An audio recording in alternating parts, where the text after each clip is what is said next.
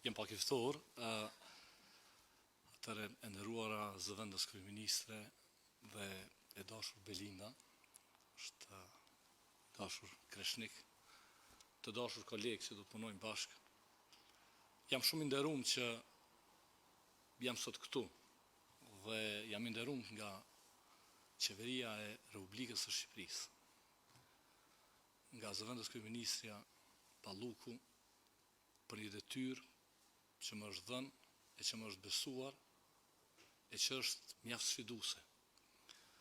Porti i Durrësit vërtet nuk është port vetëm i Republikës së Shqipërisë, është port i gjithë shqiptarëve, është port i rajonit, është port që sot Kosova po thuj pjesën dërmuese të Mallrave po e merr përmes portit të Durrësit, mbas edhe këtu gati po thuj gjysma e Mallrave që shkojnë drejt Kosovës, nëpër rrugën e Kombit, një pjesë e madhe shkon drejt Maqedonisë, dhe është e domosdoshme që ky port të modernizohet në shkallën që të jetë sfidues dhe të jetë konkurrent për gjithë rajonin.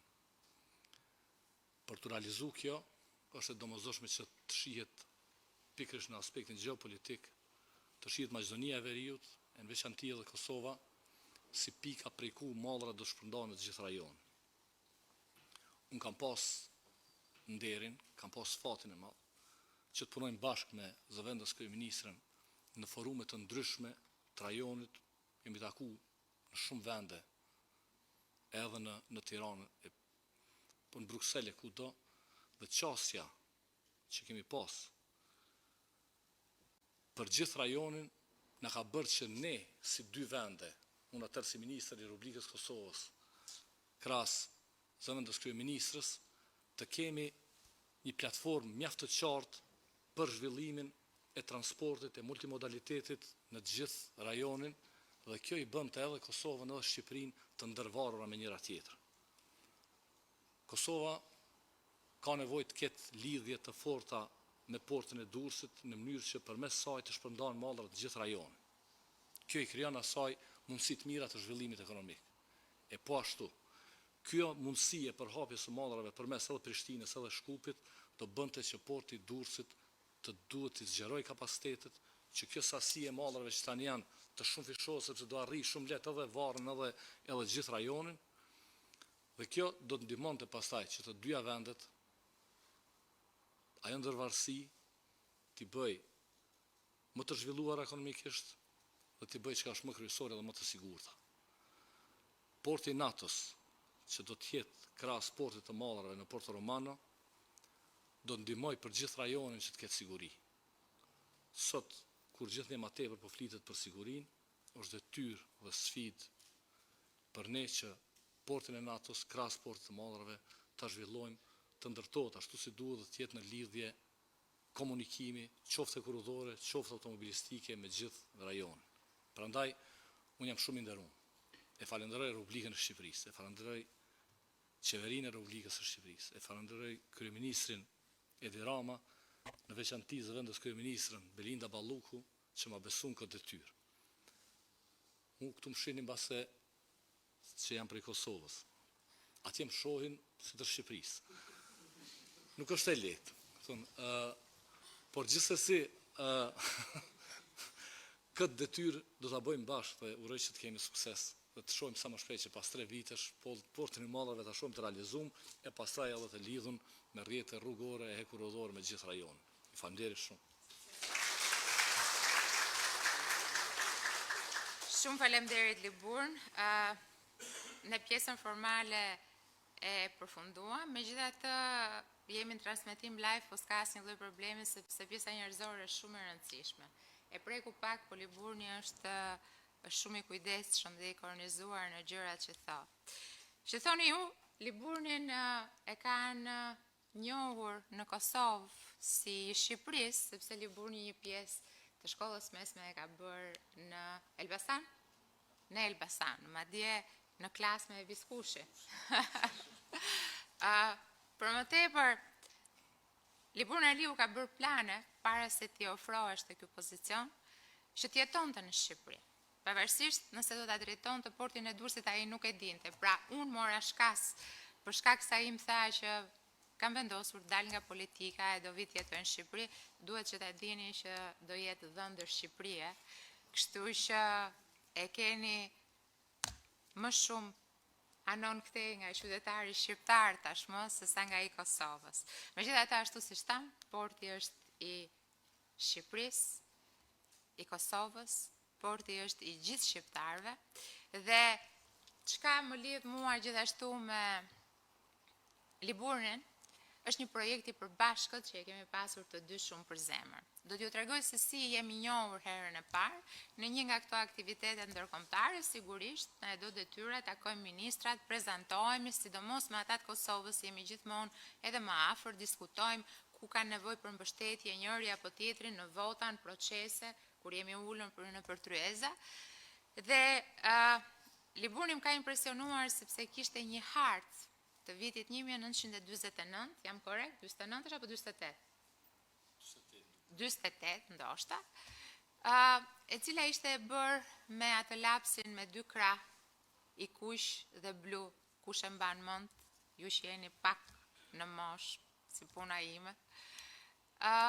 Dhe ishte harta e koridoreve europiane, nga e cila, imagjinoni në një letër të vitit 1948, nga e cila mungonte vetëm pjesa e shqiptarisë. Për shkak të izolimit, të regjimit komunist, dhe për thënë drejtën aty e kemi nisur bisedën e parë mes njëri tjetrit, duke thënë se si do t'ja bëjmë të dy si ministra infrastrukture, që t'i fusim këto koridore dhe t'i zbresim deri në tokat shqiptare pasi na takon, dhe nëse kemi ngel jashtë këtyre koridoreve europiane, nuk ka qenë për faj as të Europës dhe as popullit shqiptar, po të një regjimi që kishte izoluar venden. Dhe kjo ka qenë sfida që na ka bashkuar të dyve. Dhe kështu nisëm punën dhe kemi luftuar fort në Bruksel për ta futur Shqipërinë, për ta integruar Shqipërinë brenda koridoreve, koridorit blu dhe koridorit të 8. Dhe kur kemi marrë lajmin nga Komisioni Evropian, me të vërtet ka qenë një nga arritjet më të mëdha politike që kemi bërë në Bruksel. Nga ana tjetër, së bashku me Liburnin, një nga projektet më të rëndësishme për ne të dy, por sigurisht me mbështetjen e kryeministrit Rama dhe patjetër edhe kryeministrit Kosovës, ka qenë hekurudha që do të lidh Durrësin pikërisht me Kosovën.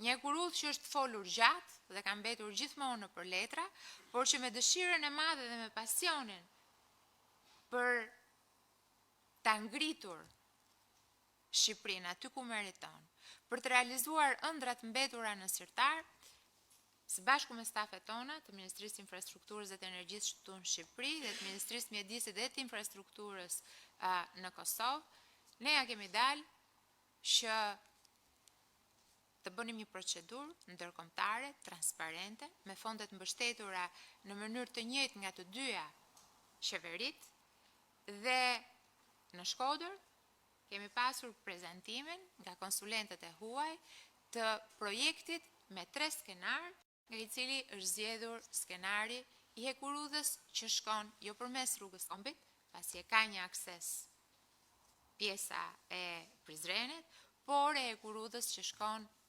drejt Shkodrës dhe më pas Gjakovës. Një vepër infrastrukturore sfiduese, me më shumë se 100 ura dhe tunele, por që nga ana tjetër do ta bëjnë në të vërtet portin e ri të Durrësit, port të shqiptarëve.